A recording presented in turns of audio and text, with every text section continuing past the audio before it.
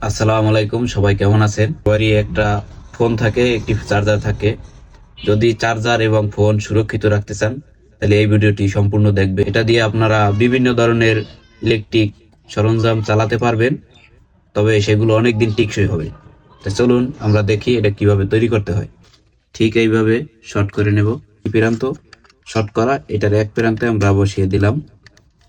Neutral তারটি আমরা সকেটের এই প্রান্তে দিব এবং টেপিং করে দেব। বাস এটুকুই কাজ, খুব সিম্পল বিষয়। আমাদের সিরিজ বোর্ডটি তৈরি করা শেষ। আমরা এখন বোর্ডটি সিরিজ লাইনটি তৈরি করা কমপ্লিট। এটা আমরা এখন সকেটে সংযোগ করব। এই হলো সকেট পয়েন্ট। সকেট পয়েন্টে সংযোগ করে দিয়েছি। দেখুন আমাদের সিরিজ বোর্ডে অবশ্যই লাইন এসেছে।